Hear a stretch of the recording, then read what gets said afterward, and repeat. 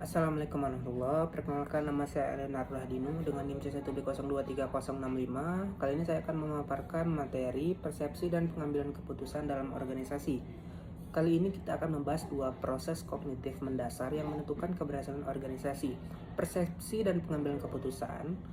Jadi, kalau persepsi adalah proses di mana individu mengatur dan menafsirkan kesan sensorik mereka untuk memberikan makna pada lingkungannya. Intinya, dunia yang kita tanggapi bukanlah realitas objektif, melainkan realitas yang difilter melalui lensa pribadi kita. Dalam organisasi, cara seorang manajer mempersepsikan kinerja bawahannya atau cara seorang karyawan mempersepsikan keadilan dalam sistem gaji akan sangat mempengaruhi perilaku dan hasil kerja. Faktor-faktor yang mempengaruhi persepsi. Yang pertama itu faktor dalam diri persepsi atau kita sebut dengan the perceiver. Ini termasuk sikap, motif, minat, pengalaman masa lalu, dan harapan individu. Misalnya, seorang manajer yang pernah dikhianati oleh karyawan berbakat mungkin secara tidak sadar akan lebih skeptis terhadap semua karyawan yang menunjukkan inisiatif tinggi. Yang kedua, faktor dalam target. Karakteristik objek atau orang yang diamati, misalnya penampilan, gerakan, atau kekhasan suara, juga mempengaruhi persepsi kita. Ketiga, faktor dalam situasi konteks waktu, tempat kerja, atau keadaan sosial di mana persepsi terjadi sangat penting. Misalnya perilaku agresif yang dianggap normal saat negosiasi di pasar bisa dianggap sangat tidak pantun saat rapat dewan direksi. Kaitan persepsi dengan pengambilan keputusan. Persepsi menjadi jembatan menuju pengambilan keputusan. Dalam perilaku organisasi, keputusan adalah pilihan yang dibuat dari dua atau lebih alternatif. Keputusan jarang didasarkan pada fakta objektif, melainkan pada interpretasi dan persepsi pembuat keputusan terhadap fakta tersebut. Model klasik pengambilan keputusan berasumsi adanya rasionalitas penuh di mana pembuat keputusan bertindak logis dan membuat pilihan memaksimalkan nilai. Namun, dalam realitas organisasi, kita lebih sering menggunakan rasionalitas terbatas.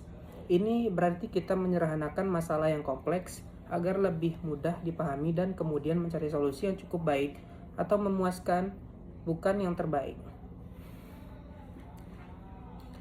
Proses penyederhanaan ini yang rentan terhadap distorsi persepsi.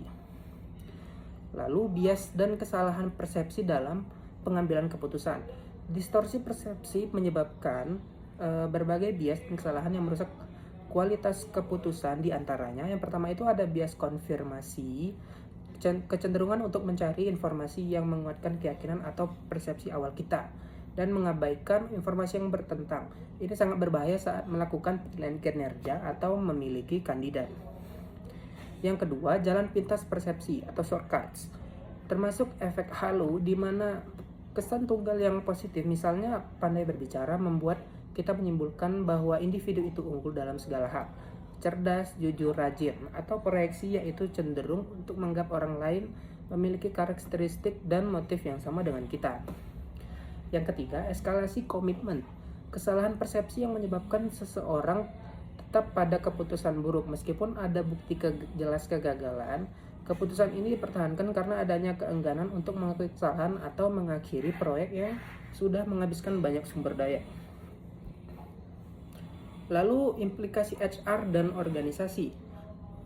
Bagi HR, implikasi dari persepsi dan bias ini sangat besar, terutama dalam wawancara kerja, penilaian kinerja, dan motivasi. Oleh karena itu, strategi HR harus berfokus pada pelatihan kesadaran bias, standarisasi proses pengambilan keputusan, dan menciptakan budaya di mana keputusan dievaluasi berdasarkan data objektif, bukan asumsi perseptual semata. Mungkin itu saja dari saya. Assalamualaikum warahmatullahi wabarakatuh.